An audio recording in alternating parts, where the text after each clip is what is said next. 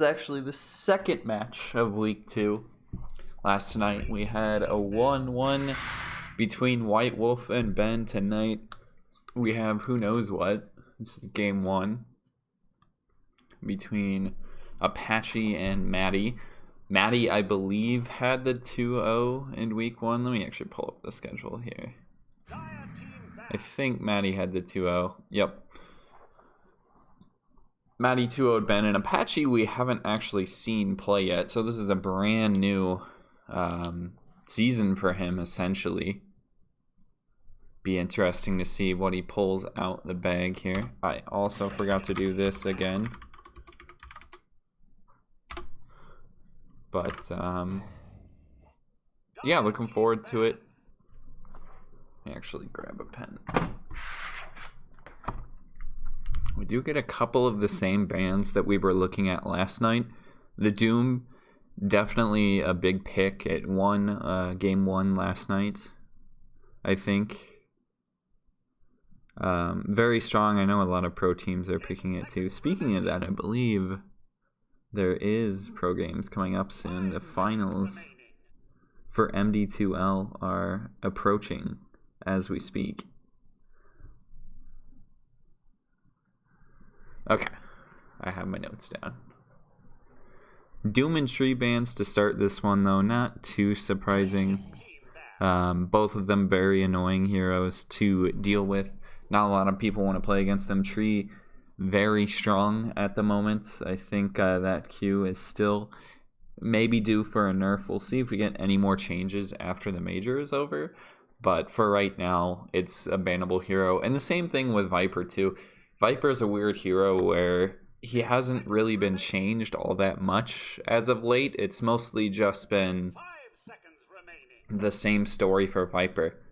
He can dish out a lot of damage. There's not really much thinking to it. He's a tanky hero. He's going to win the lane, mid, 1v1ing it.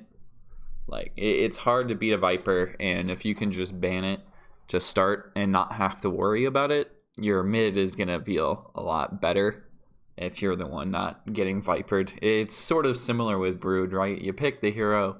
It's kind of a cheese strat, but not as cheesy. Definitely a cheaper cheese. Tastes more like plastic than it does mold, I guess.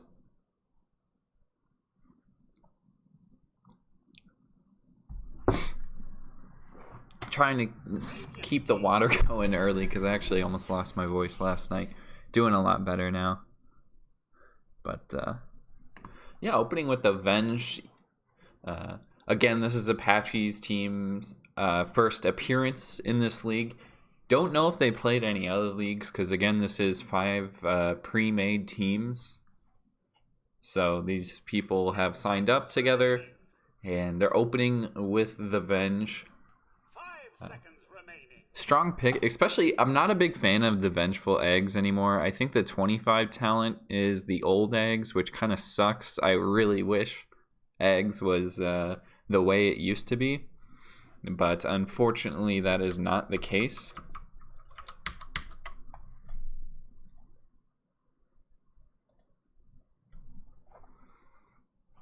Makes the hero not as fun to play.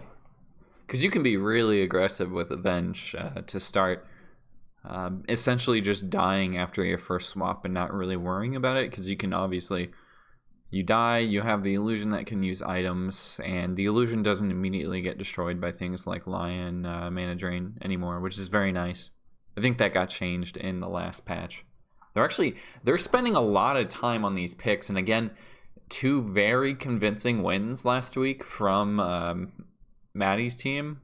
Like, I think they were both 20 minutes or so. It wasn't exactly a long bout for either of them. I forgot to post this. What is this? I forget where to post it to. Oh, here we go.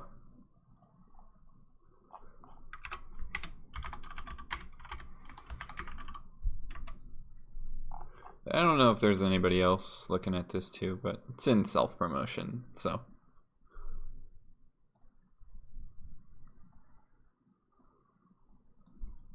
should be able to get that. I'm trying to like keep all these windows up too. They're spending, oh, I think we have a pause.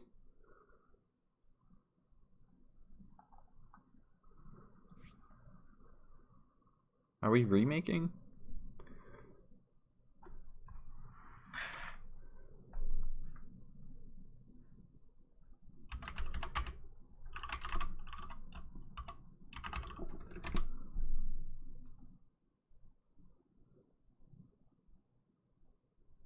I don't think we are. We had a DC, and it was Russ Daddy, so the captain of Matty's team. Was he not here the whole time?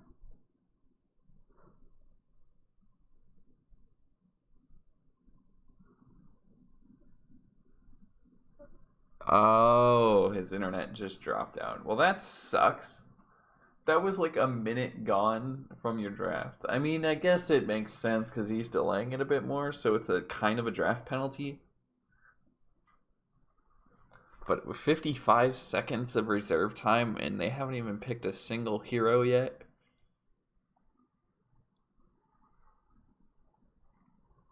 Not looking great. I mean, at least they got through all the bans, so you didn't like skip a ban or anything. But I don't know what's worse, skipping a ban or just randoming a hero. It would be the first pick, so it's you could draft around it, but.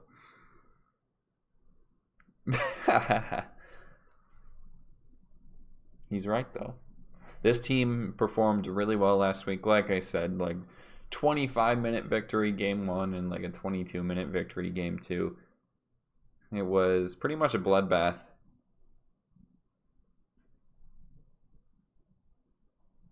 I think they could honestly just do much of the same too. I can actually look at their drafts because I wrote them down.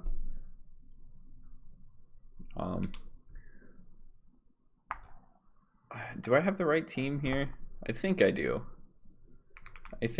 Abaddon, Lone Druid, Wyvern, Jakiro, Shadow Fiend. They actually went with the Shadow Fiend.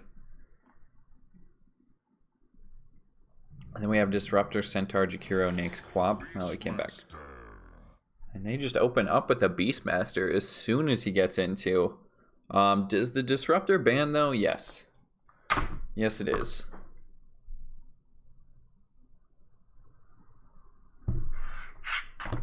Which is, it was actually banned by them. They didn't have first pick though, so that might be why they just went for it. Just get rid of it. The hero is so strong right now. It's definitely first pick worthy, and just getting rid of it in the ban phase is fine. So what?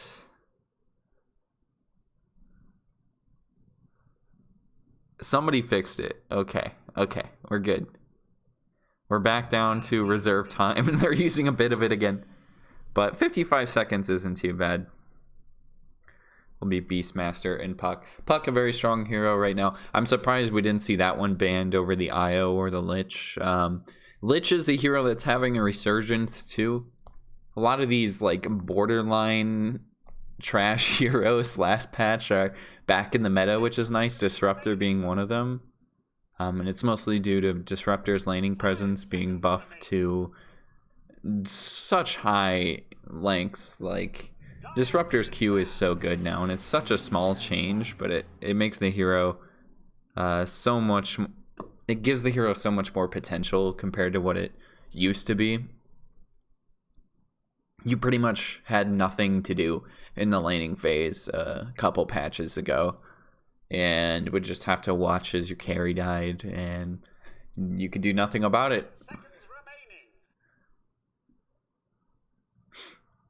The Puck, though, is a little interesting. It is going to be either a Puck mid or a Puck Beastmaster lane, because I don't think they want to run a Beastmaster 4. Probably a Beastmaster 3, I would assume, or I would at least guess that that's what they're doing.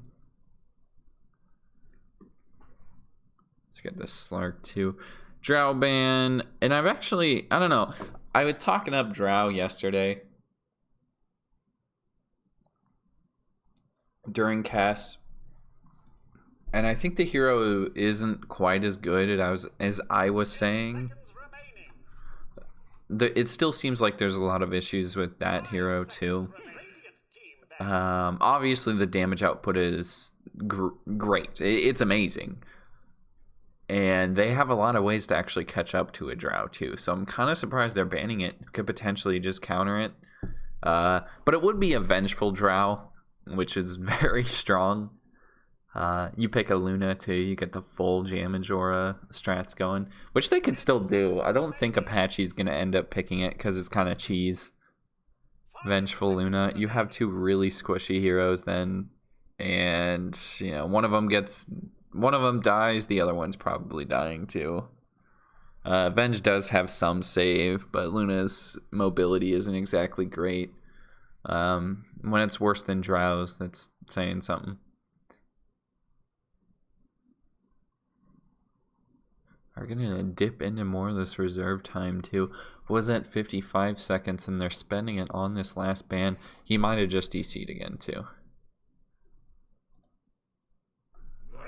Nope. Okay.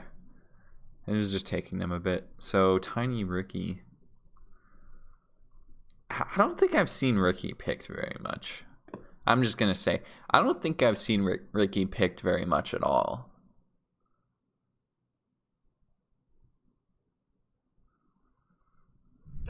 I wonder, was there anything like completely different about that hero? I don't think so. The Magnus, obviously, something that's been in the meta for what feels like ages. I mean, ever since the major patch, it's been ridiculous. It might seem like the Empower, when the patch first came out, looked like such a nerf to it. Like, oh, you can't help your teammates farm now, but now you can just run Magnus mid. And you can't trade with that hero. You can't out CS that hero. He's able to farm the two jungle camps incredibly well. And since they're Radiant, he's got a little bit of a better situation too. I think Radiant mid has a slight advantage in terms of where the creep camps are positioned around that mid lane, meaning he can farm a lot quicker. And, you know, if the lane doesn't turn out the way he wants, which probably isn't going to happen because, I mean, it's a Magnus, very strong hero. It's not great. It's hard to gank it, too, because of the mobility of Skewer as well. And if you're playing into a Magnus as a mid yourself, you have to be careful of it. It's definitely worth drafting around. We could see them go a Huskar if you're Apache. I think that could potentially work. Kunkka is still in the pool as well. But they have a lot of catch then as well. If you swap somebody, you get a Kunkka X on them, you can ensure that they get locked down around your team so you can kill them. The Jakiro pick is a nice... it works well with their lineup, I think. They picked it last week and it stomped both times. It's going to work incredibly well with Magnus. There's a lot of synergy there. And then obviously Putt Coil is working out well too. And the Magnus Skewer with Putt Coil is legit, by the way. I guess we could talk about a couple of mechanics that shove people out of the Putt Coil so you can get the snap damage plus the stun. Beastmaster technically can do it with the pushback from the ult. And I think it's actually dual, like, it would probably work. I'm trying to think exactly how far it pushes you back. It might not be enough to actually snap a coil, but still substantial. Definitely substantial. And then, of course, the Magnus. Jakiro can't really do it, but you can make it so that people don't want to be within that coil range with your ultimate, of course. Apache gonna reach into Matty's bag, or Rust Daddy's bag. Go for that Shadow Fiend. We actually saw it last night, too. It fell flat on its face. We'll see how it fares against the Magnus. I don't think the matchup is very Shadow Fiend favored. It feels like Magnus still wins that lane relatively easily. Shadow Fiend, very small amount of damage to start the game, and hard to challenge CS against a hero that's doing 90 to 100 damage per hit at level 1 if you get Empower first, which maybe he does. There's also no mobility on Shadow Fiend either until you get a couple of items. Alk ban, what the what? That is definitely something I was not expecting. Yeah, but Shadow Fiend needs a couple of items before his move speed becomes decent. Yeah, and I think Magnus is going to win this lane. I forget who exactly was playing mid last time. It wasn't Matty? Oh gosh, was it Big Boy? I think they're missing a player. Somebody's missing a player. It might have been last night that there was a stand-in, but I can't remember. The Alchemist ban is definitely strange, though. They do have a Venge, which Venge is incredibly good at stacking camps. Speaking of that, let me just talk about lanes really quick. So it's most likely going to be an Underlord Vengeful Spirit. I think you run Winter Wyvern with your carry. Maybe this is going to be a core Shadow Fiend, and they will switch it up just a bit. We'll get that troll ban too. But they could switch it up just a bit and run a core one position Shadow Fiend with Avenge. The minus armor is insane, especially when they get into mid-game team fights too. That's a lot of damage coming out from those two. The problem is, look at the control from the Peen Cripplers. You have a Puck, you have a Beastmaster, you have a Magnus, all Pierce BKB, and then you can throw the Jakiro on top of that too with a decent stun. Jakiro has a hard time getting his Q off, but I mean, he just has to hit a stun, lay down Macropyre, and Jakiro has done his job.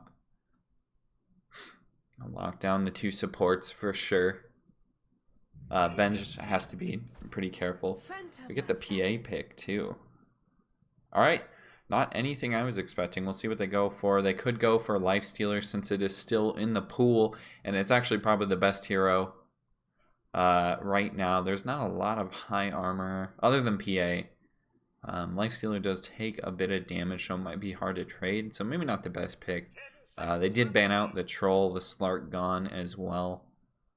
They also banned out the Drow themselves, but I don't think it would have been that big of a Drow game this match either, especially into the bench. Are going to dip a lot into this reserve time. They go for the Ursa. This hero is definitely, it's difficult to deal with. And again, they have a lot of lockdowns, so it's not a game where you think Ursa is just going to get kited repeatedly, or at least hopefully not. And surprisingly, both of these teams, okay, no, Apache's playing mid. It's Matty's team, the captain, the guy who's drafting is playing the support, which is pretty fun. You don't see that a lot in some of these lower skill leagues. It'll just be like the mid player or the carry, because every single person's mid player or carry is their highest rated MMR player. But let's get into it. Will be Matty on that Ursa, which I don't think he played last week at all. I don't think they picked this hero last week. No, they didn't. They played Lone Druid, though. Maybe. If that's the right team. It might be the wrong team. I think it's the right team. Rasta La Vista, their debut in MD2L. This is just week 2. Had a bye week last week. Week 2 of 5. Then tiebreaker period, February 15th through the 19th. The main event is, first round of the main event is 20th to the 27th of February, all online. And then February 29th, 11 a.m., it's a live LAN, an actual LAN in 2020. Those happen nowadays, I guess, hopefully. I think you can just show up. I don't think there's actually any tickets for it. It's just at an esports center in Peoria, Illinois. Landmark, huh? Esports Center in Peoria, Illinois, February 29th at 11 a.m. It's just week 2 of the group stages for it. It's pre-made teams, so you can't sign up anymore. But if you have another 4 people that you want to play with, keep your ears out, I guess, and look for opportunities to get into the next season. If they do another one, I'm sure they will. The sign up is like 100 per team, I think, which isn't too bad. It's about $20 per person. And there aren't enough amateur lands anymore, and it's just fun. Hopefully keeping the game of Dota 2 alive, the art that is Dota 2 alive. See Puck just scouting out here. Top, it is a 1v1 top with the Pit Lord going top. I'm surprised we're not seeing it in the offlane. It is in that safe lane. The Pit Lord against the Puck right now, going for the rune, does get it, plus the orb. A nice play there from Average Peen.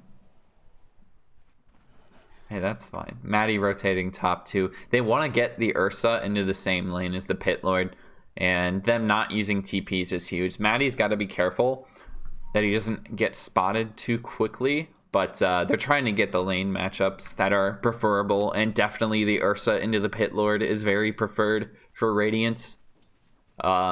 PA is going to have a hard time approaching the lane. They actually played that really nicely too. They still got 2 bounty runes. They might have just detected that Pit Lord was going top as well. I think this is the beneficial lane for them, because Beastmaster is just going to be able to completely zone out a PA. He's going to have to dagger for sure. Although PA doesn't really have a favorable lane into an Ursa either.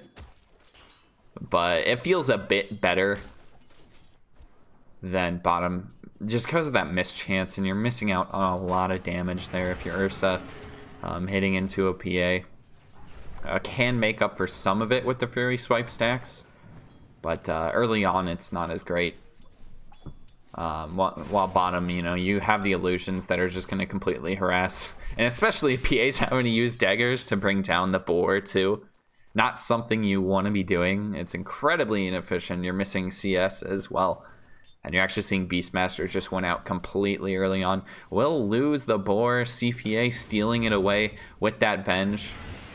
That'd be the greatest thing in the world. But Rust Daddy, look at this damage output. Jakiro, what a hero. Hell yes. Always happy to see Jakiro in a game as well. It's similar with Clockwork for me. You don't see it that often. Elder Titan's another one too. But mid, it looks like Magnus is actually getting kind of out harassed and doesn't have any... Okay. No, he actually does not have any regen ferried out yet. Shadow Fiend got another salve too, so he's feeling pretty good. Doing just fine. I actually didn't see if he went raises first. Tried to go for the deny there, and I don't think there's a skewer level, so he can't do the cheeky play of skewering him under tower. We'll just try and get on top of him, potentially do a couple trades. There's not really too much he can do with this invis, and he actually just missed the CS there coming out of the invis too. Got to be a bit careful with some of these, but early advantage going Apache's way, almost doubling up the CS of Magnus. Definitely out denying as well. Still not seeing any kills yet, however. You just see Jakiro dropping a bit low. Venge maybe looking for a stun, but I don't think they can realistically go on him quite yet. It's PA establishing herself just a bit better in the lane now. She's got a couple levels. Doesn't have the blur stacks yet, but still, she's doing a bit better in terms of CS. They're zoning out the Beastmaster quite a bit too. Does slow the boar again, trying to just take it down so they don't keep getting that slow onto the Venge, which I guess was the right play at the end of the day. Just didn't think of it at first. That's actually kind of smart there. Just killing the boar, then, you know, that's the one source of slow once the Jakiro's Q is gone. And smart place, keeping the Venge alive. And surprised they don't have any levels in Axes yet, but it is a level 2 boar at this point. PA 17 CS compared to the 19 of the Beastmaster. It's drawn even top. Matty doing okay, about 14 to 16 a Pit Lord, but I mean it's a Pit Lord. You're not really gonna stop this guy from farming. He's gonna get his.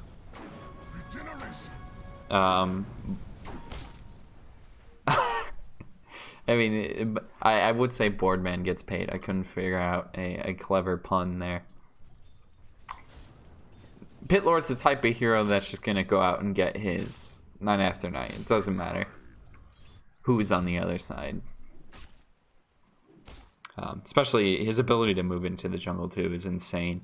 It's a little weird that they're putting him in top lane because means a farming Pit Lord, you do get some decent utility items. Like, they probably need a pipe this game. It would feel pretty good if they got a pipe this game.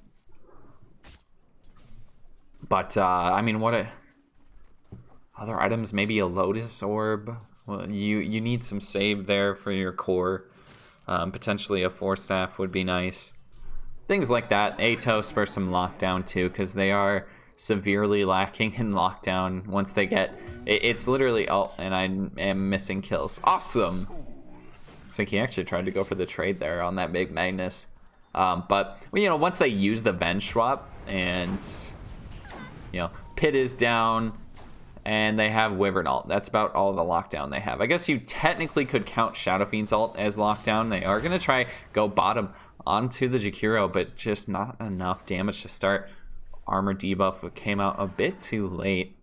Again, what I'm really excited to see is how well Presence of the Dark Lord is going to stack with that Venge Aura. It should be a lot of damage once we get into the mid game here.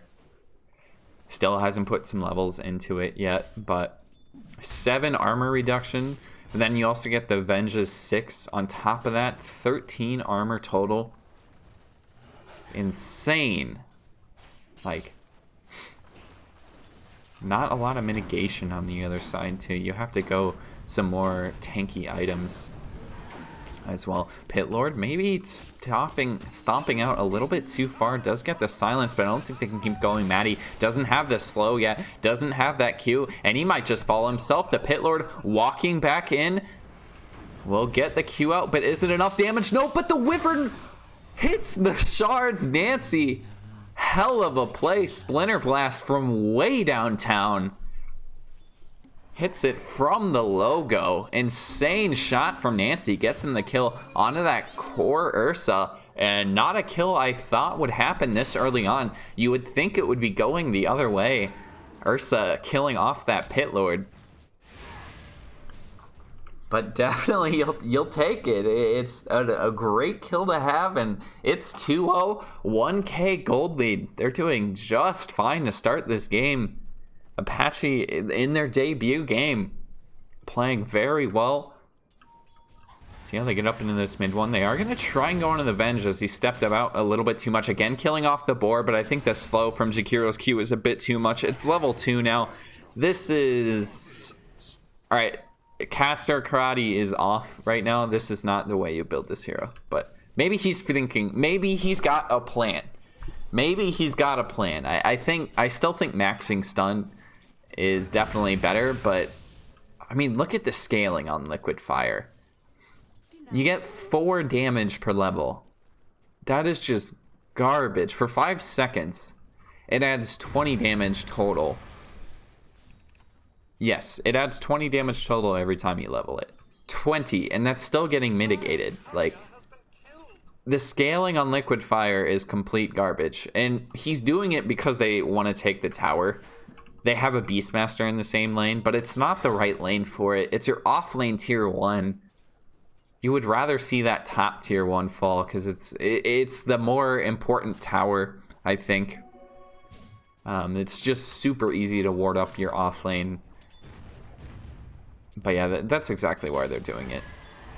I'm not a big fan of it. It's still, I don't think it's great. If they really wanted to do something like it, they'd just rotate top. But Matty caught out in the jungle. Already popped his ult too, so he can't purge the pit. Going for the TP. It's not enough. It's too late. Apache with that DD running top. I think he had a haste there too, because he had something in the bottle. Yeah, he did. Had the haste rune in the bottle and just saved it. Venge again stepping out a bit too far. The slow more than enough. He'll pick up that kill. PA not quite there. Had rotated mid with Shadow Fiend rotating top, but Big Boy going for the TP. No raise, not on time. I don't think it would have done the damage anyways. Didn't have the short raise. And a smart TP there from Big Boy. Does get him out back to that fountain alive. And I think, yeah, they're just sacking bottom. Could TP down into it, but I don't think there's really that much CPA can do. Might just go for the deny. Nope. Doesn't even come close to it. And they're just going to try and kill him again. CPA has died in this bot lane 3 times now. Crucial Talent seeing the opening, just going for the war. And they've evened it up. It's 3-3. Get the last hit on the tower too. You're feeling pretty good. Bot lane was successful. The rest of the lanes not quite as such. But, I mean, you haven't lost the game completely. They're going to keep it going for now. Keeping it close to start. It is 10 minutes, so they want to fight an early macro pyre. And Puck is actually focusing. No, actually threw the orb forward, but only level 3 on the Puck still, so there is no ult. They have no catch. There's no stun on the Jakiro. Matty doesn't have a slow yet. Nothing to catch anybody out top. The Beastmaster's still bottom, but you got both outposts. You don't really care about kills. You're still getting a lot of XP there. 300 total with Beastmaster getting the outpost bottom. Again, PA really can't approach the lane. Definitely behind on farm. I'm surprised she's still going for the... she's Battle Fury. And picked up the Ring of Health first, wants to at least stay in lane longer, and I think the Ring of Health is going to do that. I'm just surprised Matty hasn't gone for a single level in Earthshock yet. I think it's what gives you the most kill potential early on, and they've definitely missed out on some without him having at least a level in it. And it's like the same with Jakiro stun too. You just throw 1 level into it and it pays off.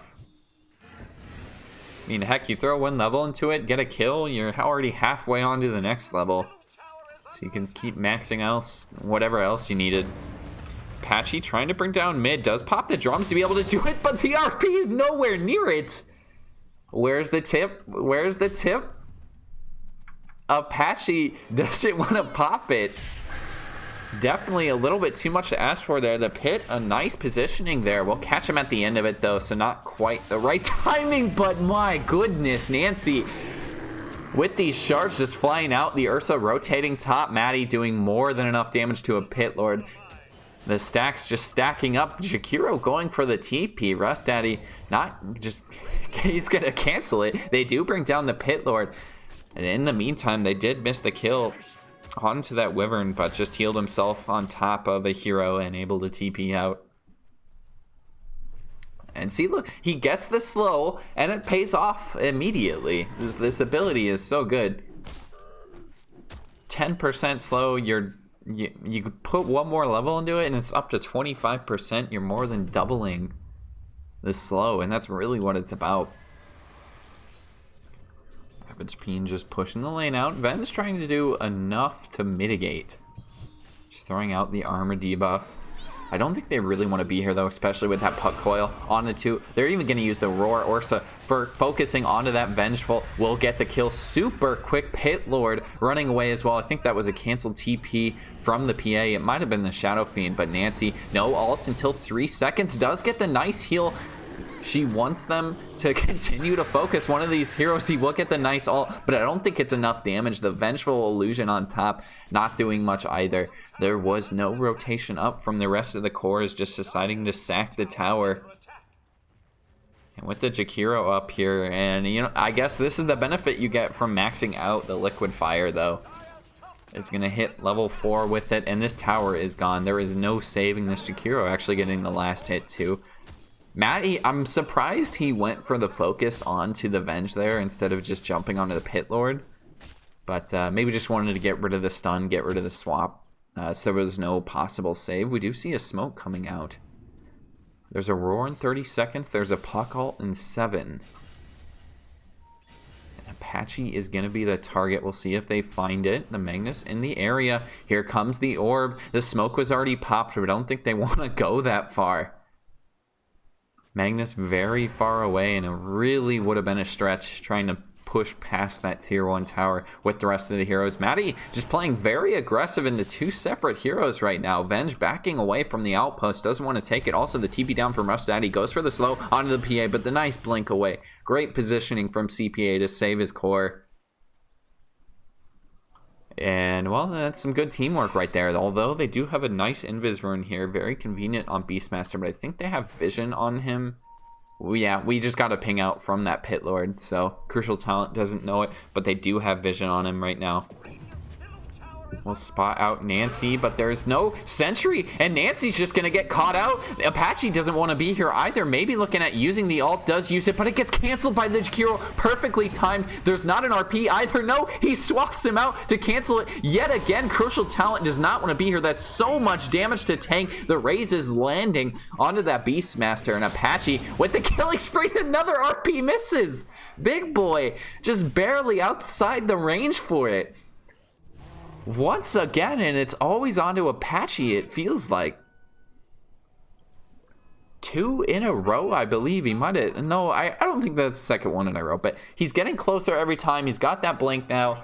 It'll definitely be a lot harder to miss with that blink in hand. And it's still a 1 fight, though. You only lost the Beastmaster. I'm actually forgetting who they killed. They lost the Beastmaster, but they killed off the Wyvern and the Venge, so a core for 2 supports, and it's about even. It's not great, not terrible, and you'll take the trade at the end of the day. 8-5, we're still less than a 1k gold lead, only 15 minutes in. I should swap over to net worth. Obviously, the Shadow Fiend incredibly on top. Apache just opting to jungle farm this whole time. 1 mid, I would say it was definitely a win mid. And the jungle is just wide open from then on. Don't even have to show up to fights, and when he does, especially when a Beastmaster is going to stand right next to you too, how many times does that ult get canceled and he still gets a kill with it? Already took that mid-tier 1 too. So Apache, with his own mid-tier 1 up, it's very safe to farm these camps right now. Not really any catch when the Beastmaster roar is down, but maybe they're looking at top. Do go for the roar onto the PA. There is no puck coil. Okay, he will use it. It's only onto the PA. Missed the Venge with it. There's still a swap out as well. They don't actually have any damage. The TP up from 2 of their saves. The Pit plus the heal from Nancy. And the PA just fine. They're actually going to play very aggressive with the Wyvern ult. He'll do here. Heal. Wyvern ult. There we go.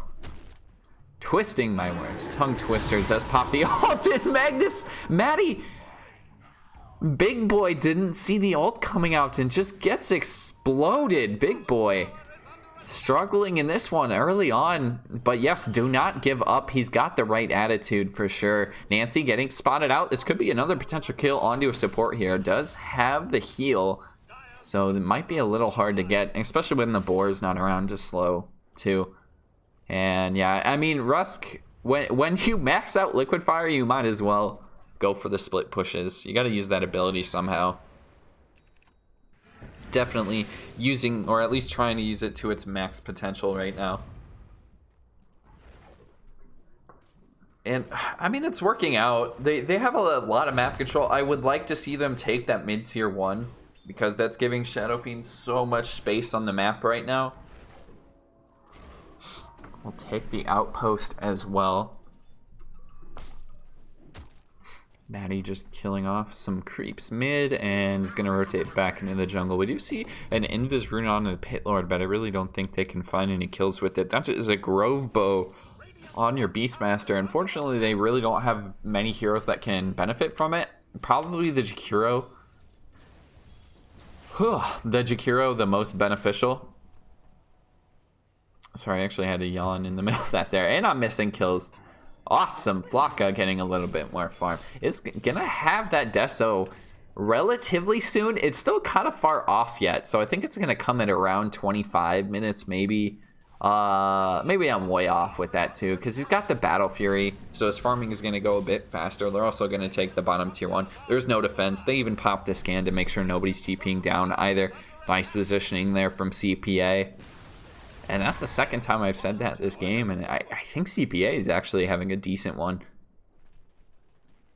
Gotten a couple of saves off. That one swap onto Apache to cancel the ult was a little questionable.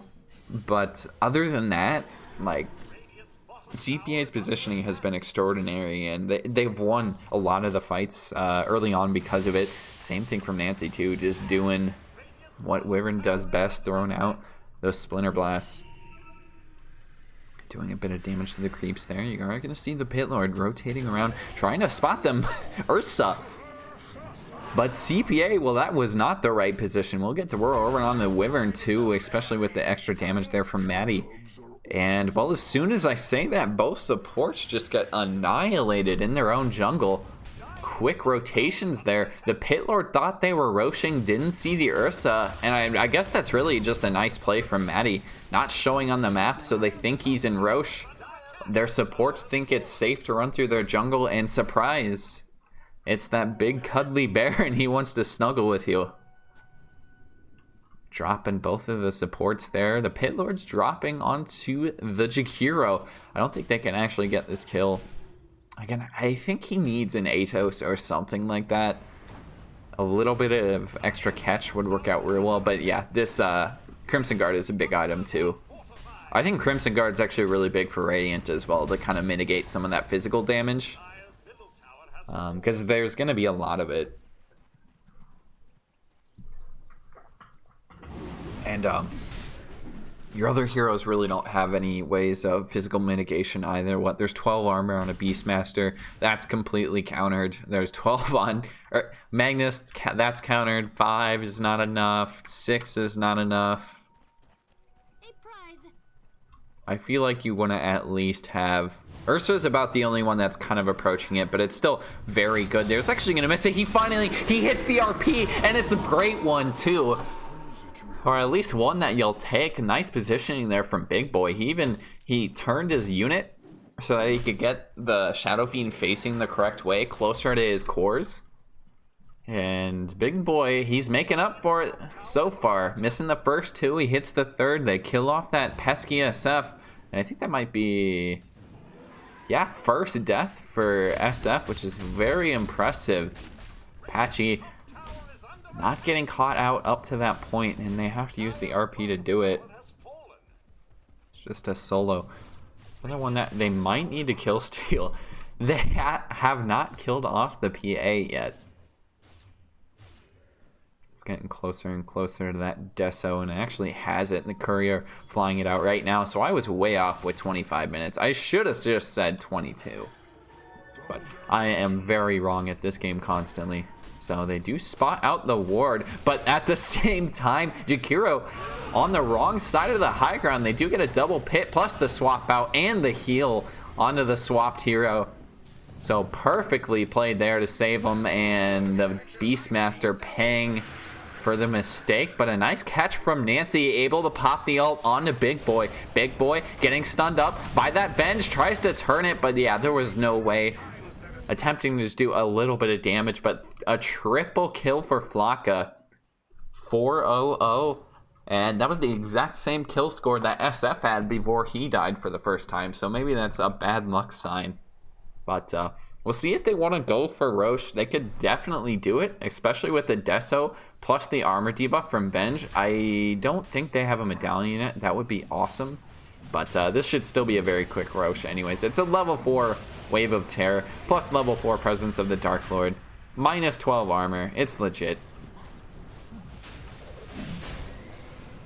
I think Deso is calculated in there too, so it's kind of ridiculous. Matty just jumping in the fear. A nice ult from Apache to secure the Rosh, and now Matty is just completely surrounded. No getting out. Jakiro stun at the very end is not going to save him. Flocka getting chased out. Wants to get that kill on Jakiro. He doesn't even need to crit. Not a single one there. It's only the hits from the Deso. And it doesn't matter.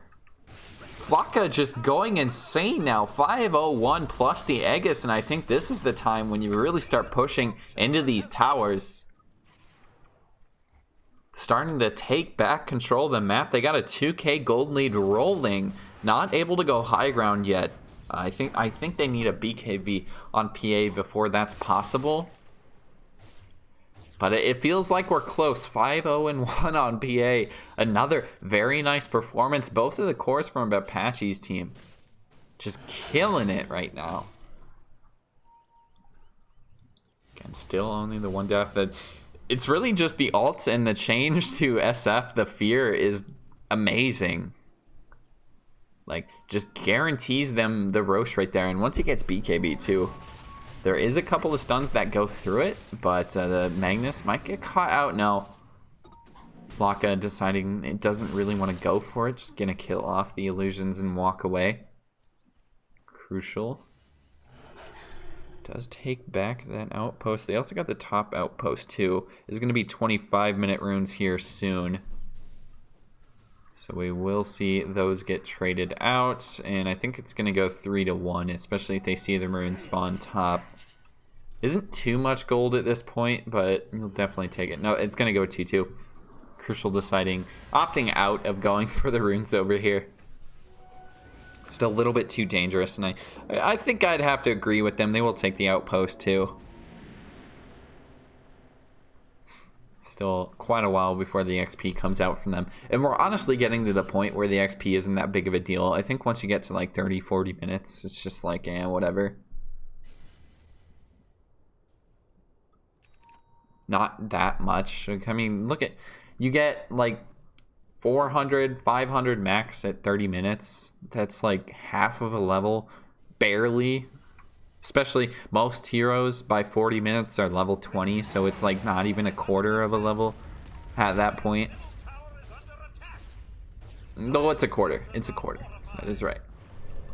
If you get both, anyways. That is if you get both. If you hold one, yeah, it's hard. It's hardly anything. It does get teams back and in the game though. They get the slow or run on the Beastmaster. He has war, but the team is just in a full route. There's no save either. The swap in, a nice play from the Venge there does get them the kill, but the turn is there from Matty. Hasn't popped the ult yet, could go for it, but the crit is causing it to just run away. Doesn't want to play aggressive with the ultimate, and Pitlord walking in with that Crimson card. Looking very strong, very aggressive.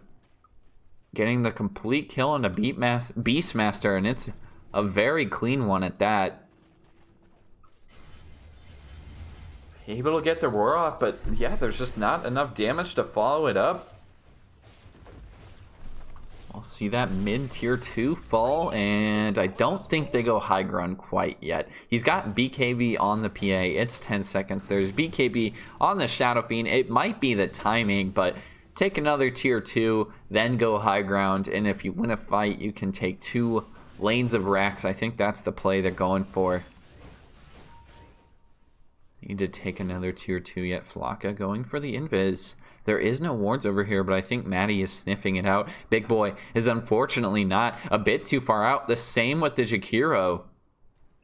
There is no aggressive wards back here though, but does Flocka want to just make the play? He does! It's a 2-shot onto that Jakiro. Big Boy just blinking out, witnessing his teammate get exploded. Wants nothing to do with that. And it's gotten to the point where this is a real big issue they have to deal with. That's a BKB PA. You have a lot of stuns again for BKBs, but they got 2 BKBs, 2 heroes that can deal quite a bit of damage. And look at all this save they have too. You got the swaps, you got the Wyvern. Pitlord with the control, a very well drafted lineup here.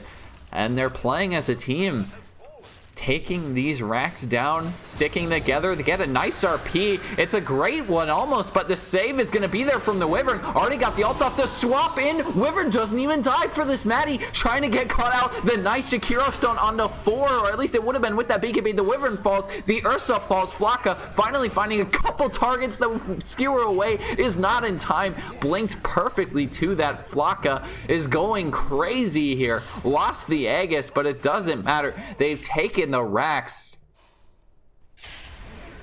What a fight. Matty diving a bit too far, I think, really wanted to kill off the Wyvern. And the save from CPA is just insane. I mean, obviously the Wyvern still dies there, but I think it basically guarantees them racks. Flocka is able to just do whatever she wants. PA is just this hero that can jump around the fights so quickly. It's a 5-second cooldown on that blink. Is there actually cooldown talent? No, there isn't. I thought there was, but that would kind of be insane. Maybe there's a dagger cooldown talent. Or it was like a charge, I think. Is that for the eggs? I can't remember her eggs now. And we'll see the outpost getting taken. Bottom, it's on that Beastmaster. They ping it out, but they want nothing to do with it. They're perfectly happy just letting it go. Maybe looking at that northwest outpost. They need to get there soon, though. It's 6 seconds to take.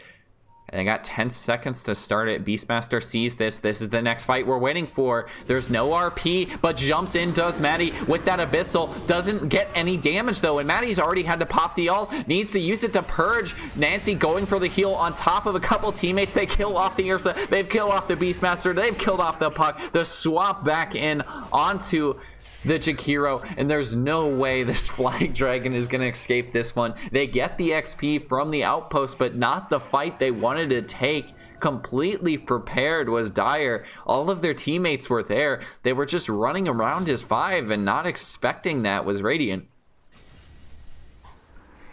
Matty's team just getting caught out there, feeling like they had the advantage and they didn't, and it's only for, what, 550 XP. And like I said, I mean, it works if you're behind. It would have gotten SF level, but it's still 550 out of 2000. It's a quarter of a level, not exactly that much. And they're paying for it with racks. There's no buybacks, and it's really, I think it's gotten to the point where you kind of just have to call GG. Honestly, no way to get back into this one. And Apache's team looking really good to start. They will be, I mean, this is disciplined play right now. They were going at the tier 4s, but they see the fort come out and they're just going to back. Fortunately, that Roche not spawning for another 40 seconds or so. But if they continue to check it, should be fine. I think they will see it too. Maybe 20 seconds until that Roche is up. Hitler not quite checking it yet. It's going to actually be Beastmaster with the Hawk able to spot it out 15. And I don't think they're going to see it. They're actually not even checking it.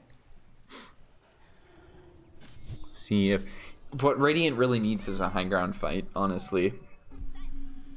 I think you get a high ground fight and you'll be a little bit better off. You're going to definitely have the vision advantage then. I mean, oh, they just smoked under ward. Dire seeing that too. They see it immediately. No, Nancy's actually running right into it. I'm not sure they saw it. It feels like they saw it, but they're definitely a little bit hesitant on the back out because they still think they can get a decent fight here. But Nancy now realizing it does get caught out. Crucial just blinking into the Roche pit. Completely getting caught out there. They had just one hero to jump forward. There's no buyback for Beastmaster, and that Roche is now free. I mean, you could, oh, yep, and the Puck getting caught out too. TP under vision there. I'm not quite sure where that sentry was. It might have just been high ground vision there with that Wyvern. Yep, and that 14,000 damage, or 1,400, sorry. That's a little bit of a difference. That Puck gonna drop very quickly. Now this is a free Roche. There's no way. The Magnus could potentially steal it, but I'm not seeing it happen. It's too much of a risk to go for. And yeah, you kind of just have to let it happen.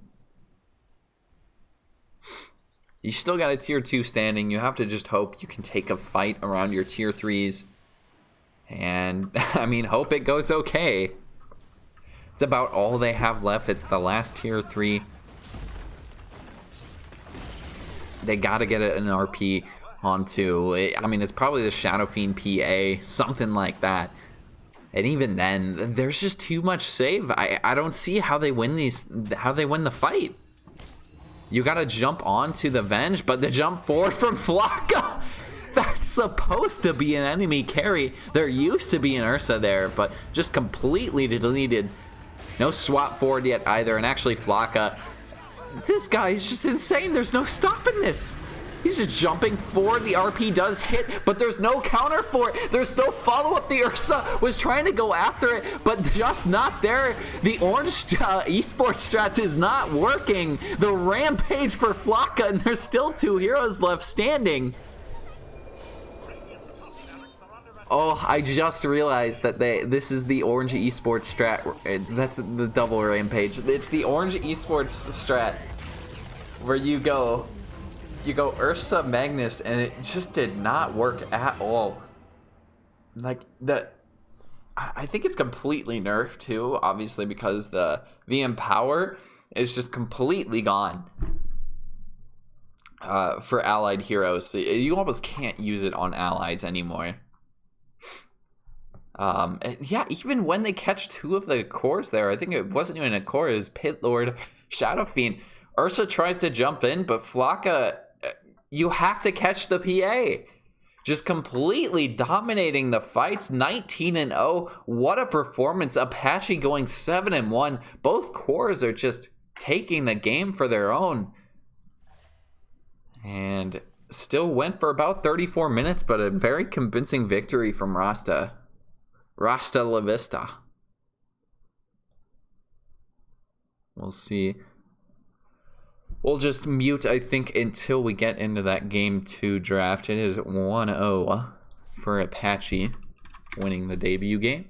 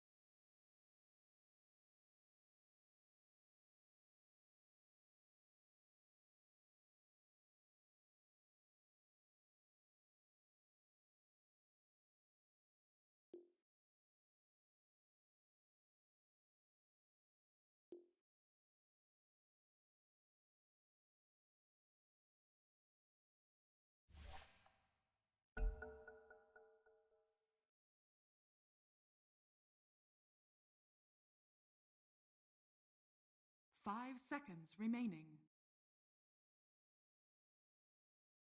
Radiant team ban.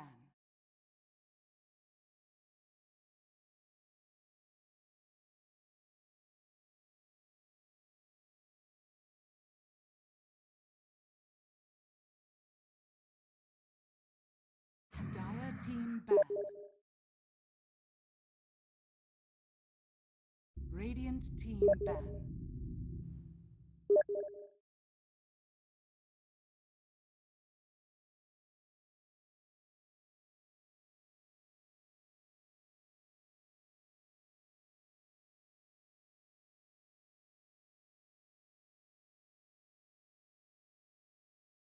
Dire team ban.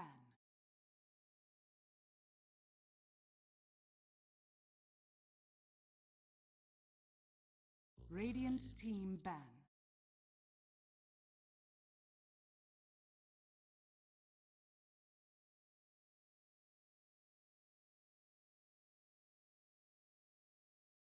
Dire team ban.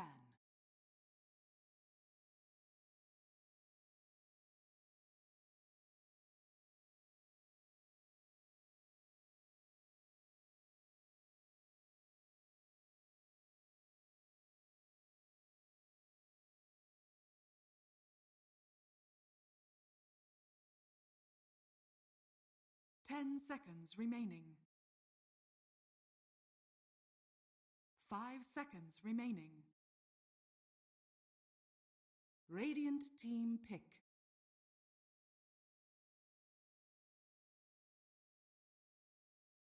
Alright, let's get into game 2. Again, we get the IO ban, which is a little surprising. They do skip the Viper, opting to go for that Beastmaster. I think it was mostly because of the laning phase. The hero gets banned out. And then Slark is Slark. Slark is annoying. You don't want to play against it. Still very good in the laning stage. And it's good to see when a winning team is switching up their bans too. I think they're just realizing we could play a lot better that game, and realizing that the draft is really going to be based around a couple of the heroes that they played very well. Opting to go for the Slark ban a bit earlier than they did last game too. Because they went for it in the second phase last game.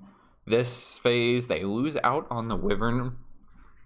But opting to go for the Lich first pick that didn't get banned. Actually, I think they banned it themselves in the last game. Maybe just letting it leak through instead. Matty going for the Winter Wyvern. Doom, Venge, Tree. Very similar bans, except that Disruptor is still out there.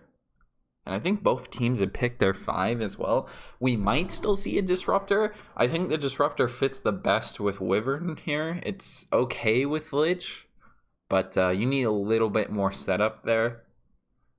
It feels good because if you catch like 2 or 3 people inside the static field, the Lich is, I mean, that ult is going to be devastating. But you really have no setup to hit a static field on the 3 heroes consistently. So you're relying on a decent amount of luck. We'll see what they want to go for. Elsewise, they've been drafting for the most part. They go for their offlaner. Sometimes, I think Apache's team actually went for the other support. They opened up with Venge Wyvern last game, but they did have second pick last game? Or did they have first pick? They go for the Omni Knight, though. Omni Knight. I forgot that hero was a thing, honestly. A little surprised. I'm kind of surprised they went. It's a lot of damage. I mean, you have a Lich Omni Knight support combo, unless this is a 3 Omni Knight. 5 seconds. It could be farming. Radiant team ban. And yeah, there's the Disruptor. So kind of assuming they would go for that, because the Wyvern is a little bit better of a setup for a Disruptor, especially if they're trying to go on somebody. You can really surprise them with a heal into a complete turn of events there with the Disruptor ult or Wyvern ult into a Disruptor ult. 10 seconds. They want to get rid of that SF. They did last pick it last game, I think. No, it was the 4th pick. So yeah, now is the time to do it. We'll see if they want to go for the PA too. That's the big question, I think. Do they want to get rid of the PA? If not, you have to find some way to just quell it in the lane. Counter it completely in the lane. You think Disruptor is a counter, but it's not. Wyvern is okay. You have to be you have to have a quick trigger finger there, because you saw, even onto the Ursa there, a core Ursa, PA was just 3-shotting him.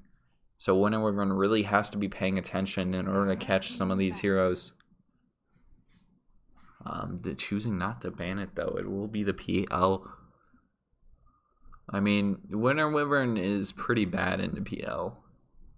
You think you can get the main illusion or the main hero, but you can't. And you have to just wait until he walks close to one of his other enemies. Or one of his other friends to ult. 10 seconds remaining.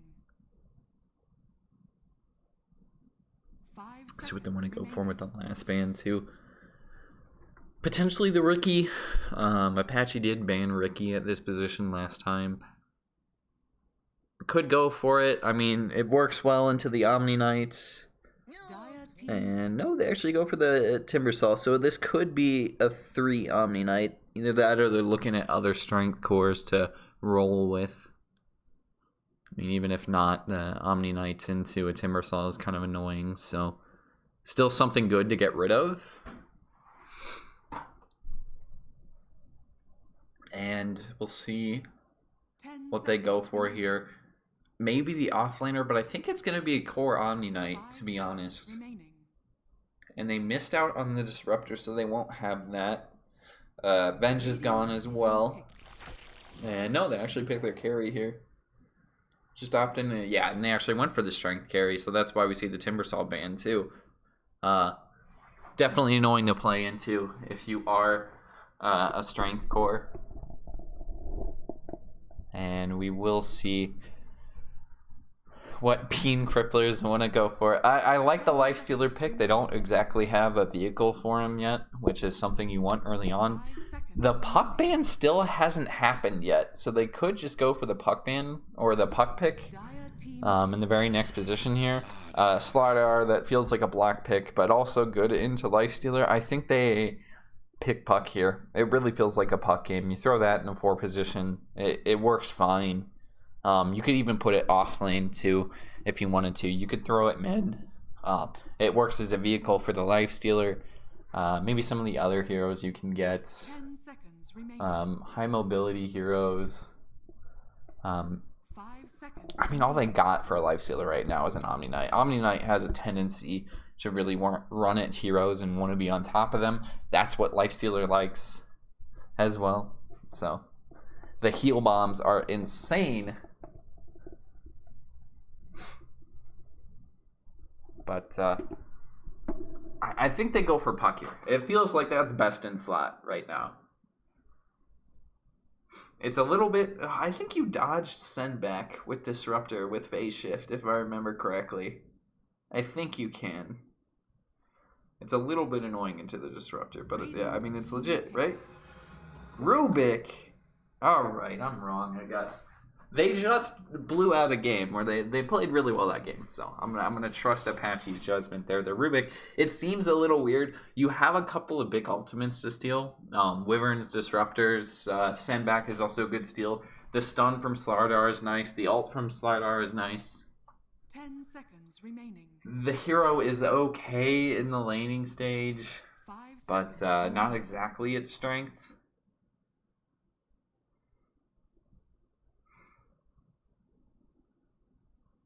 Just not. I mean, maybe they pick puck last. Maybe they're like, okay, if they don't ban it, we'll pick it up. You still could go for a TA here too. I think works out well. Outer World, that's an early pick for the mid, but I mean they're in the position where they can do it because there's only one pick left to counter it anyways. So might as well just go for it. Wait till last to see your carry. And OD again feels like a hero that just gets banned if you aren't. If you don't have a mid yet, and it's pretty obvious who's going to be their mid hero at this point. Slardar going bottom. I think it's going to be Slardar Wyvern, although we could see Slardar Disruptor. Either one of them works. They could even run Tri-Lane if they wanted to. So we could see like a very aggressive Slardar Disruptor Wyvern Tri-Lane, and then they just throw some tanky core hero top that doesn't really care about getting farm. That's where you would have liked to have the Timbersaw. Definitely a hero that can fit that role. But I don't know, they could do something memey like an Elder Titan or a farming Tidehunter in the lane by himself. It's going to be against an Omni Knight Lich, so it has to be something that tanks that. Void is gone. That's actually what I was thinking of, but did just get picked. And honestly, the Void is kind of in the Rubik. Obviously, the Chrono not great to steal, and they actually do ban the TA. See, I have a slight idea how to draft, just a very slight idea. I'm like, what, 2 for, how many heroes get picked now? 12 plus 10, so 22. I'm like 2 for 20 at this point. 3 for 20. If I count the Void ban there. But I missed out big on some others. So, obviously I didn't see the Omni Knight coming either. That still feels a little strange. About ping cripplers, looking at what they're gonna do last. They banned out the TA. They don't have the Void to go for. They need that core hero. It doesn't feel like this is a game where they run the aggressive tri-lane, so something that works. I mean, either with Disruptor or Wyvern, you have the PL gone, Slark is gone, Ursa's still in there if they want to go for it again. It's going to be the Troll. They actually banned out the Troll last game, so they didn't have a chance to pick it. Apache's team banned it out. So, opting to go for it here. Feels pretty good into a Lifestealer. Into an Omni Knight, it's okay, but you still get some damage. If only this was old Troll Warlord, where the ultimate worked on everybody. Oh my gosh. With current OD, that would just be insane. They have a decent amount of catch too, so the Wyvern with the OD is legit. If you catch out enough heroes with it, they don't have too much disable. You don't really care if Omni Knight pops ult if you're OD, because you still just get stacks anyways. And the Quap, okay, this is a fun matchup mid. Quap OD, and that works as a vehicle too. So they're fitting all the objectives there. It's going to be Apache switching it up this time. Apache... Didn't Apache... No, it was CPE, or CPA was on the Venge last game. What did Apache play last game? The Shadow Fiend, okay. It is Apache playing mid then. And Rust Daddy, they want to bring back game 2, and I mean, they have an interesting draft. It might not be the one to do it. They have damage for a Lifestealer, however. Like, you get a Slardar ult and a Troll focusing onto a Lifestealer. Their only save is a Lift from Rubik or a Fear from Quap. And you can heal him, but... I mean, is that really going to do much? They really don't have that much save. Is all.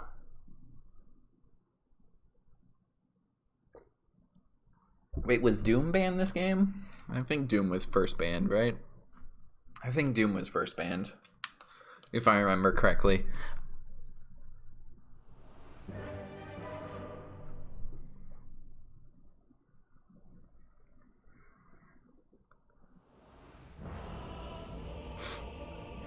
See what they want to do. I honestly just can't tell whose draft is stronger at this point. It feels like Radiance has a lot of team fight going for it, which is a bit better, but if they get pickoffs or if they miss out on some team fights, they're not getting pickoffs, they lose the lanes, it's not going to turn out well because their damage is heavily reliant on getting some farm. Heavily reliant on, you know, keeping map control, and it's really just a win from the start draft. Whereas you have a lot of pickoff potential on the side of Apache's team with the Quap Lifestealer combo. Rubik can turn fights if you don't execute perfectly. The Omni Knight, again, I'm just like, this hero doesn't really do too much, but we'll see. We'll see. Maybe I'm wrong. I've been wrong about a lot of things in this game. Or at least in game 1. In this series, been wrong about a lot of things. 30 seconds to battle. Maybe Matty looking at fighting for the bottom bounty runes. It's going to be 2v2. And this is always an interesting development. I've been looking at some mid laners will opt to fight with the rest of their team for these early bounty runes. Big Boy being one of them, apparently, and Apache choosing to go for the blocks. Very big difference in strategy there, and it wins them the bounty runes. So they they get 3-1 bounty runes here. Obviously, Big Boy gonna completely miss the block. I've seen a lot of players, like in my own pubs, most mid players don't go for the block, I think. But Apache winning out mid last game, prioritizing the block in this one, and I think they also lost 3-1 bounty runes in last game. And look at this. Look at how perfect this is. That could not be any better there from Apache. Well played, and well, he'll be pretty happy. Gonna get free daggers for the first, or at least couple waves here. Should be able to get most of the CS2. Did miss one. But able to pick up that range creep too, which is probably the biggest one. Going Bash first onto the Slardar, which is definitely the play. It's not going to be too great. I mean, they have a lot of harass into the lifesteal immediately, but as soon as he gets a couple levels in that actual lifesteal into that sustain, he'll be just fine. Slardar is kind of a meme, I think. It's weird, because you never know whether to prioritize bashing somebody or just getting a CS. Like, he's going for the bash there instead of, like, just saving it to secure a CS. Feels weird, man. It's hard to think about, like, what you should prioritize. And most of the time you just outthink it, and the lifestealer is just going to be full health anyways because he's lifestealing. He doing what he do. Average Preen just doing a couple of trades with CPA. Lich opting to throw out the, I forget the name of this spell too, Frost Blast. Able to trade just a decent amount. And I mean, okay, so this is annoying, right? It's like, oh, okay, you healed something, damn. And it's a decent amount of harass, but I just don't see it really paying off that much. The hero not gonna work well in the fights. Like, he can make space, I guess, but there's other heroes that can do that a lot more efficiently. Pit Lord being one of them. Actually, Rust Daddy needs to be careful here. Does have a lift plus a W, but opting not to go for it. I think he could have maybe gotten that kill there, especially with the heal bomb. Only 200 health on the Disruptor. Brings out a salve and a clarity for himself. Big Boy taking a lot of harass mid. Is out of regen. Has to ferry out some more, and that's why you go for the block. Like, he's already out of regen compared to Apache, who's still got a salve plus another shared tango. And finally, the Astrals are going to be doing a decent amount of damage, but just jumping forward is Apache immediately after it. And look at the damage coming out. He's going to survive this, but it's going to be close. He has to pop the Fairy Fire for it. Actually, he had to pop the Fairy Fire for it. 90 health, he definitely would have died. Top average Peen just having to walk away. A nice play there from Apache, and he's just outplaying Big Boy. A very good showing. I mean, once again, too, the SF game was insane. Actually, what I really want to watch is Top. Flocka had an insane one last time, but he's actually going to die here, I think, especially with another bash. Knows he wasn't going to make it by just running out. Crucial had another stun, too.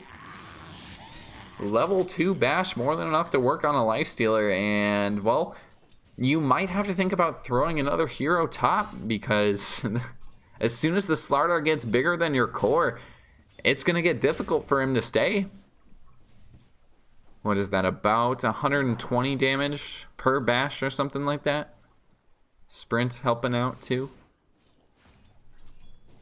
Try and keep an eye on that one as well. But this mid matchup is still very interesting to me. It has like, it feels like it's that old Quap Puck mid matchup, where it's like the ultimate skill matchup. It feels very similar anyways, where either hero could win out. depending on how one plays, but obviously Apache taking advantage of that early on top. Slardar getting gone on the slow from the Lich too, as well as the Lifestealer, but he might just turn it. Needs one more hit for the bash. They might just turn this completely. Flocka, no, going for the trade. The Frost Blast, more than enough to get the kill there. Flocka not even worried. Only dropped to about, I think it was like 100 HP. So would have tanked a couple more hits. Almost got the turn, and then I mean, if you're Slardar, you still got to be happy, right? Because this is a life stealer without any regen. Level 4, you're about the same in terms of XP. Not too big of a deal, but definitely not ideal for them, as they will lose out on a couple of the bounty runes. It is go 3-1. Unlike the first couple, CPA getting ran down in the trees. One more bash, yeah. No way to escape that one.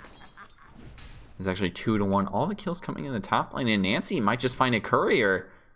Plants a very aggressive ward to start finding them. Matty maybe looking at getting a kill. Doesn't have the slow, or at least doesn't want to use it.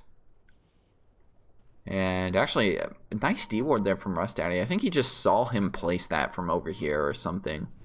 We'll get the immediate D ward. He got the courier last game, if I remember correctly, or maybe I'm thinking of my own games where you'll often see a 4 place a ward back here so they can get courier kills. Top getting slowed is average Peen, goes for the heal, and the stun from the crucial talent Slardar completely onto a magic immune lifestealer.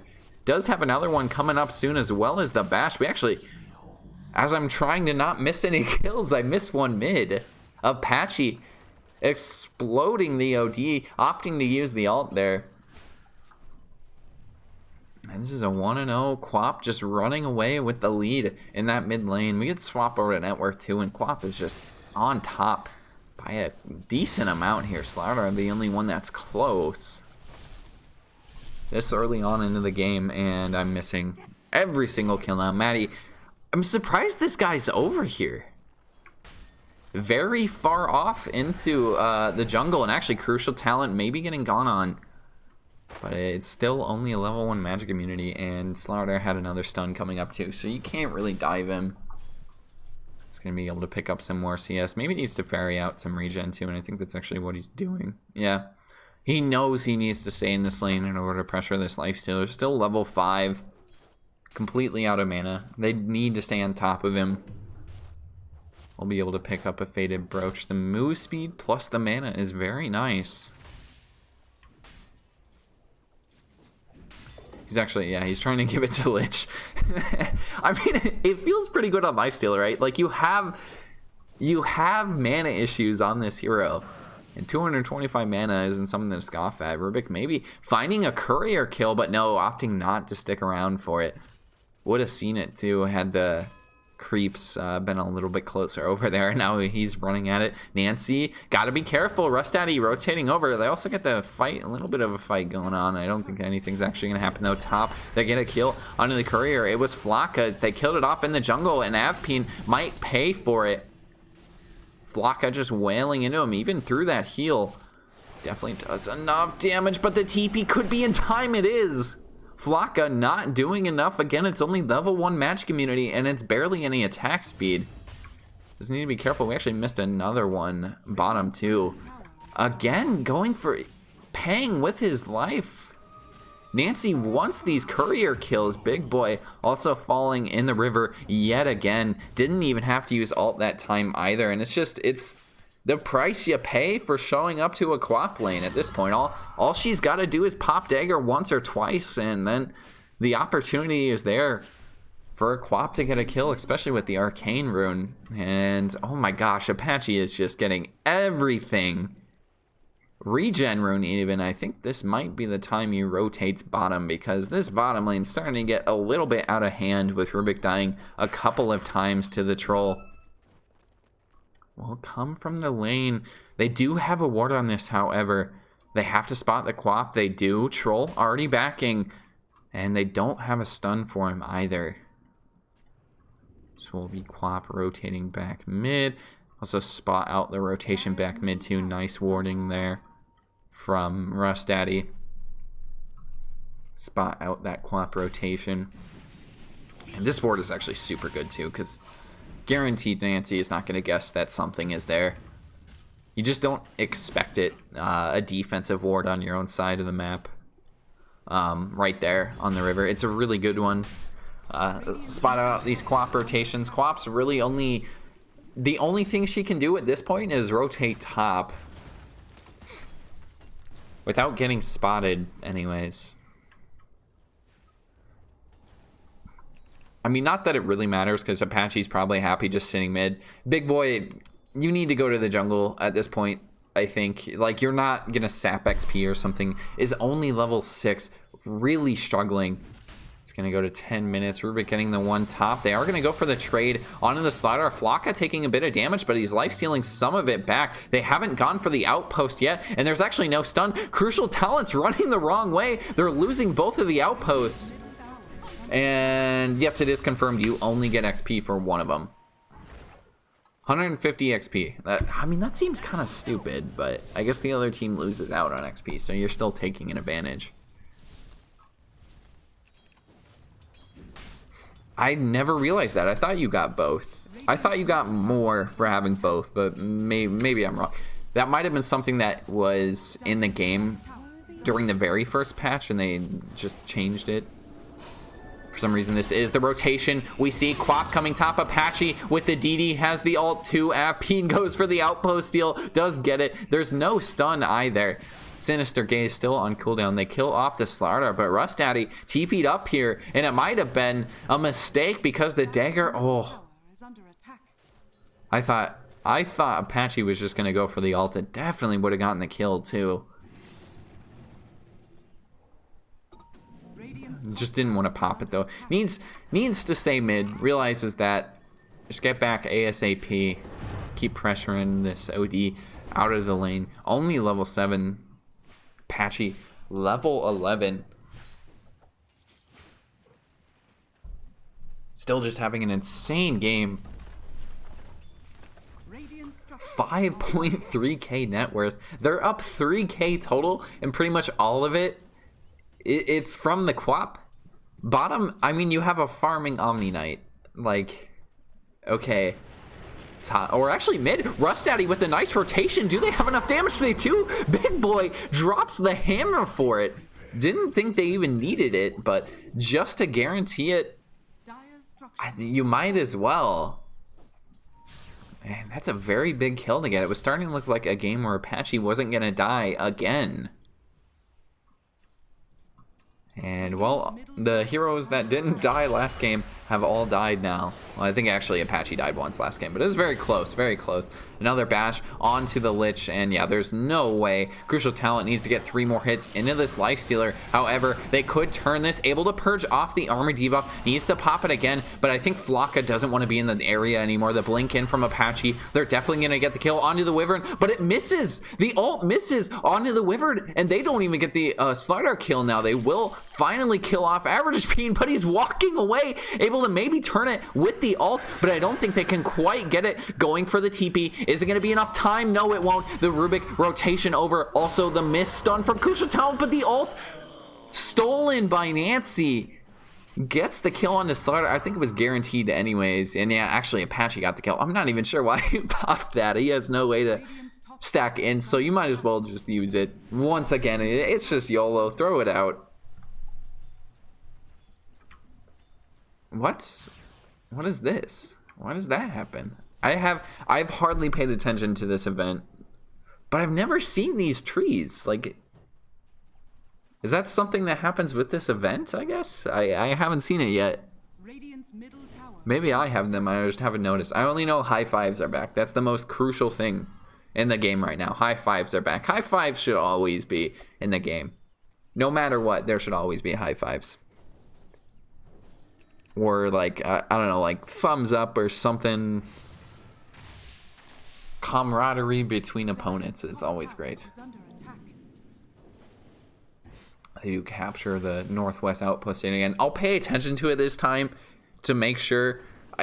I'm gonna guess based on the 10-minute one that you only get XP from one of the outposts. You don't get both, and all capturing both of them at the same time does is obviously just stop the other team from getting XP.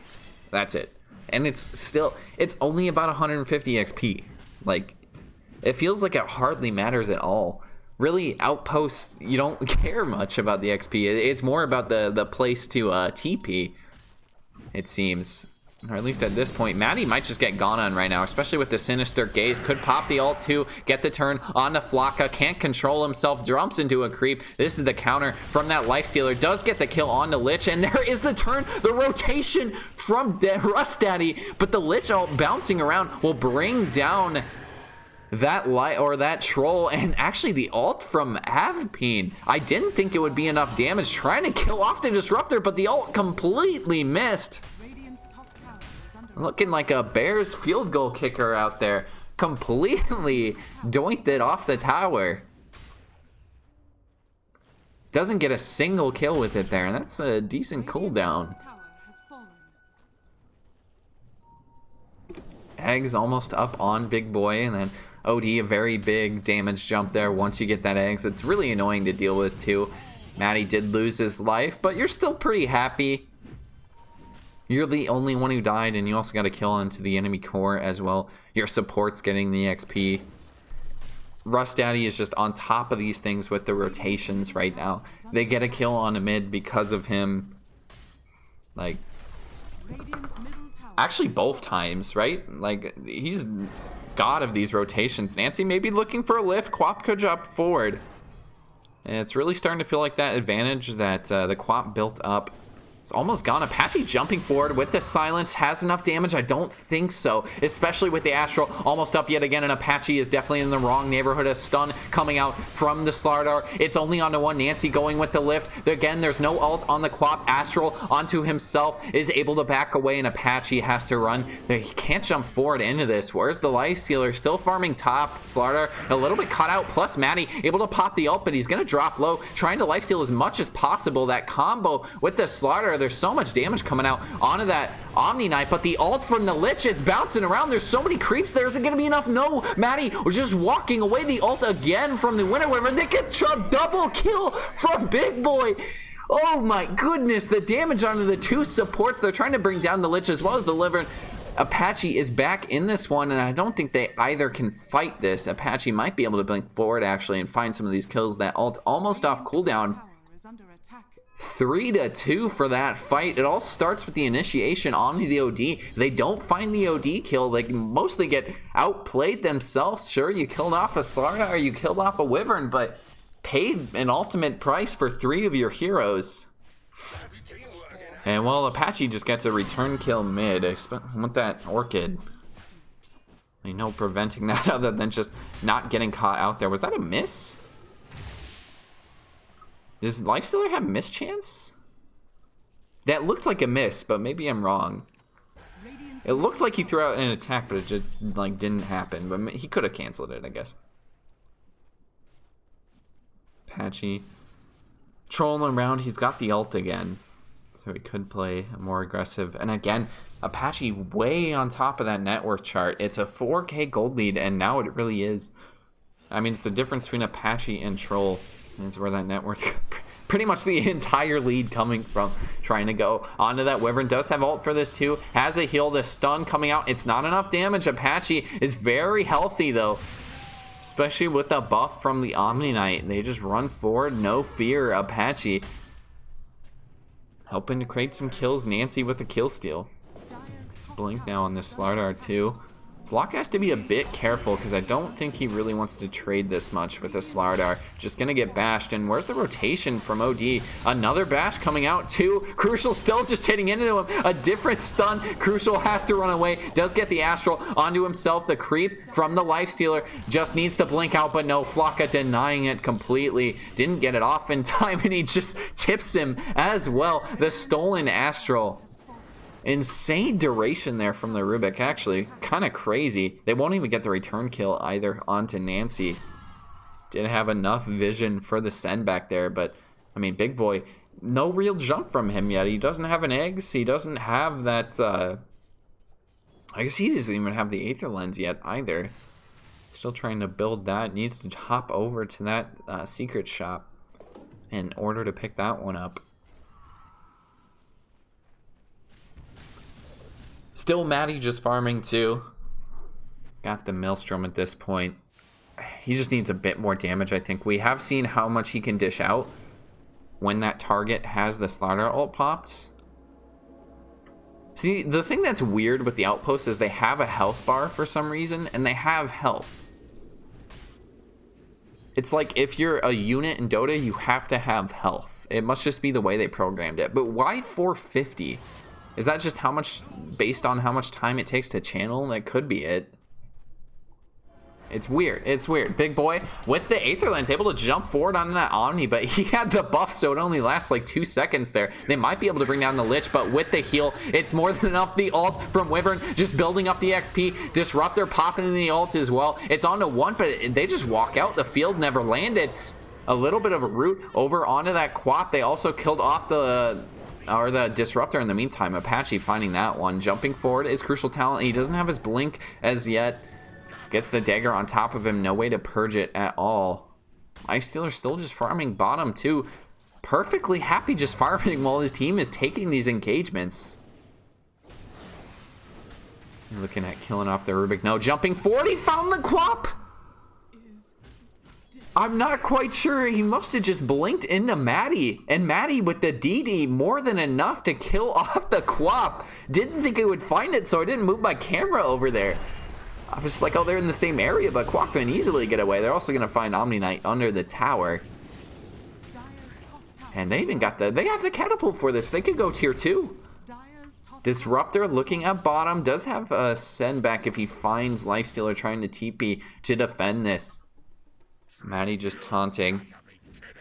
And again, with this catapult, I think they can take this. The Quap down for another 17 seconds. The armor pops, but jumping forward is the Slardar. Not quite in range for it. Doesn't find the Lich, and actually Crucial Talent needs to get healed. Flocka doing a bit of damage with that Mjolnir, but no, this save from the Astral. There's no ult on Matty yet either. I think Crucial Talent very dead. We'll get the return kill. A nice spot there from Average Peen to get the ult off. Apache jumping forward, and this is looking like a dead Wyvern, especially with no TP. Can he juke for long enough? Apache put himself in a really bad position for this. No, he's gonna live. He still doesn't have a TP. There's a courier flying out, but he definitely needs to micro this one. If they take the outpost here, they're gonna spot it, and Quap's gonna spot this.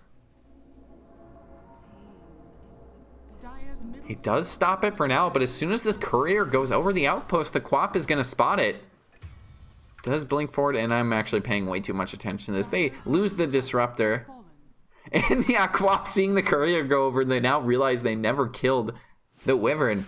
But bothering, I mean, they're not going to bother to look. It's too much effort. Do kill off the Disruptor bottom. It's a 5k gold lead, but it feels a lot closer than that right now. And it's mostly Quap 11k compared to the Troll, who's almost at 9k at this point. Still just working on that BKB, it looks like. And I guess I haven't looked at Lifestealer for a bit, but yeah, this Mjolnir rushed it, surprisingly. I didn't think that was the build either, the Mjolnir rush onto a Lifestealer. I don't think you get Deso anymore either. Armlet could have been the other thing too, that I would have liked to see him get, but well, I mean, what he did was working. At least with the Mjolnir, he can damage people through that Wyvern heal, so it's not exactly the greatest save in the world anymore. It still works, and you have to hope for Mjolnir procs, but definitely not as good as it was if Lifestealer didn't have the Mjolnir. And he's actually... Oh, he's actually... No, he's going for Halberd. Okay. Very good against the OD as well as the Troll Warlord. The smoke here, they're going to catch out the OD, and that's the initiation. They want the send back onto the Quap plus the silence. They use the ult from the Lich, able to get the Astral off onto himself, so Lich ult is completely gone, but the heal plus the ult from Quap. It's more than enough to prevent this, and Apache just staying outside the stolen heal. Didn't quite get the ultimate over on the Rubik, and that's a great fight from Dire. The perfect smoke there, and they find the initiation that they want. Bottom still has to be a bit careful. They get the slow plus the jump forward, but can they kill off this creep? No, they can't. They want to keep chasing it too, but this is just such a tanky creep. Had 3 hits on the lifestealer too, so he would have bashed had they been able to find it. Dire's top tower is under attack. Apache able to find a DD. They don't get that on the lifestealer, unfortunately. Guy did get his BKB over on a troll, so he can pop that now, but he has to be careful with it, right? Because it doesn't purge Halberd. Or still a ridiculous item. Oh, I missed the 20-minute timing. I didn't see who got XP for what. I was not paying attention. Completely missed that. Either way, Dire holds both. I think they got one at the 20-minute mark. But again, I don't know. These outposts feel inconsequential.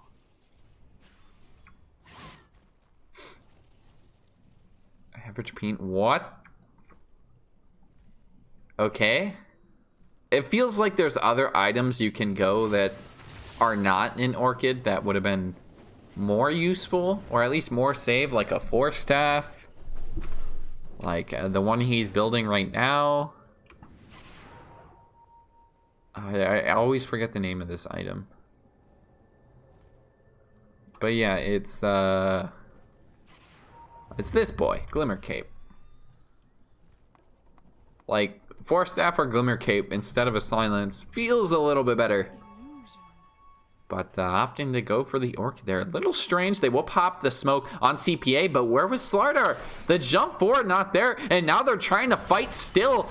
I don't think they can even find the kill onto Apache. The stun doesn't last long enough, and Slardar doesn't have a bash ready. Does get the silence, but again, that bash still able to come through, jumping in forward. It's a halberd on the lifestealer, but he doesn't get it off in time. The ult pop from Matty, not quite yet. He's opting to just pop the BKB. They get the turn with the Wyvern ult. There's so much evasion.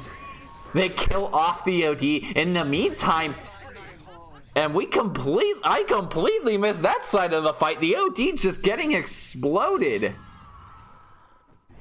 Completely isolated from the rest of his team. Matty opting to just run forward along with the Slardar to try and find the kill onto Quap, and that definitely wasn't the play. Quap able to just get out, and you lost your OD in the meantime. I think it was just locked down by Nancy. Did get the Splinter Blast, which feels pretty good. They are going to take Roche, and there's no stopping this. Slardar would realistically be the only one that could steal it. Maybe a Wyvern. Wyvern doesn't have ult either. And honestly, that's even a great Wyvern ult too, but every single hit was evaded. This Halberd really paying off. 25% felt like 75 right there. Kind of insane. You catch 3 heroes hitting 1 in a Wyvern ult and it doesn't do anything. So that's the power of Omni. Very tanky. Again, I'm still not really feeling the presence of Omni. No, you obviously get the ult in the middle of that, and it stops Troll from wailing into Lifestealer. But I mean, Troll probably shouldn't be focusing a Lifestealer anyways. You need to find the kills on Quap, Lich, Rubik, more than anything, and just kind of kite away the Lifestealer. It's all about killing those supports firsthand. Like, you have an Astral to deal with some of these other, like Omni Knight you can get rid of. Sorta, if he doesn't have the Heavenly Grace on top of himself. But yeah, the Omni pick with Lifestealer is kind of legit, though. That's one thing I should have mentioned in the draft, that they ban out the Timber and then pick the Omni Knight Lifestealer, because you know, the strength core with an Omni Knight, the damage is insane. Look at this Heavenly Grace on this man. Plus 111 damage. He's getting, what? Strength increased by 28. A straight 28 damage boost. Plus the health. It's insane. Honestly, feels like it should be more, but that HP regen is very useful too. Status resist, yeah. Wait, what's the... So I always forget how status resistance is calculated. Is that like 50%? That's a basic dispel, but spell immunity got changed with like the last major patch. And I keep forgetting how that works now. There's so many differences between status resistance and spell immunity. It's like maybe BKB instead should just give you like 100% status resistance or something like that. Like you'd still be able to cast spells on people that popped BKB, but they just, you know, they don't do anything. Radiant's bottom tower has fallen. It would make a little bit more sense. Anyways, enough talking about ways to make Dota Dota. To get the Splinter Blast. It's not enough to push away some of these creeps too, especially with Lifestealer. The buff from the Heavenly Grace, and I mean it's starting to look like Flocka leading his team to a nice 2-0 here. Both the first game went to 35 minutes. That's a really early Disruptor ult. Very early, and they get nothing out of it either. Not catching it on the back, trying to catch out somebody with Wyvern, but you step too far forward, doesn't get the kill. The buyback immediately from the Wyvern. And it kind of feels like they're all just going in one by one, not really having a plan on what to do. Just jump forward from Rubik.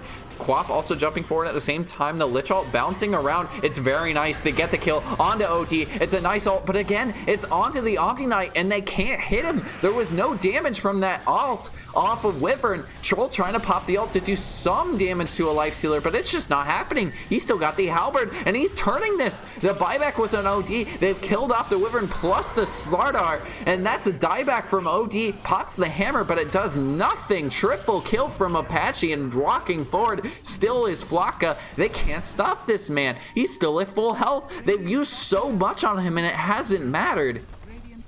The racks will fall, and I think mid's the next one. Potentially Megas too, because OD is just down for 60 seconds. No buyback. Same for Slardar and the Wyvern. They've already spent 2 to no avail. It's a 21k gold lead, and it's looking like the game is completely over. No way to get back into this one.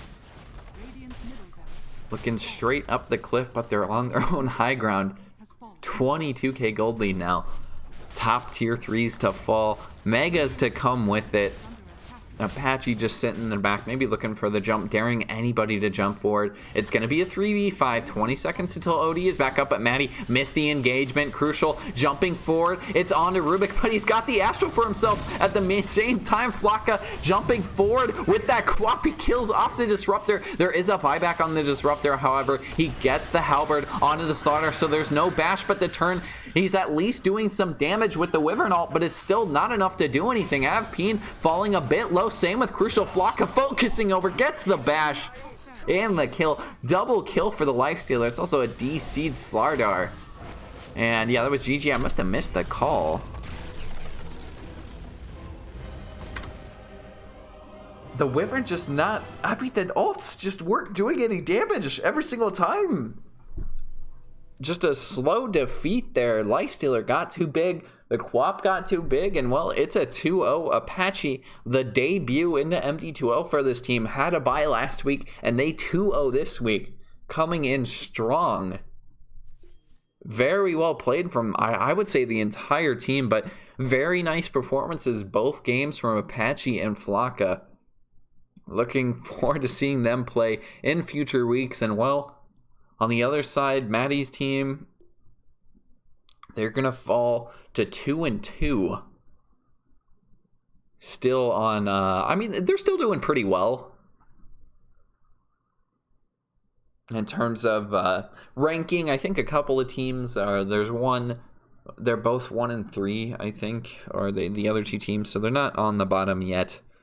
Definitely still have some things to figure out. These games weren't exactly stomps, they're still pretty close, so Apache's team feeling like they're a little bit higher on top than everybody else, though, for sure.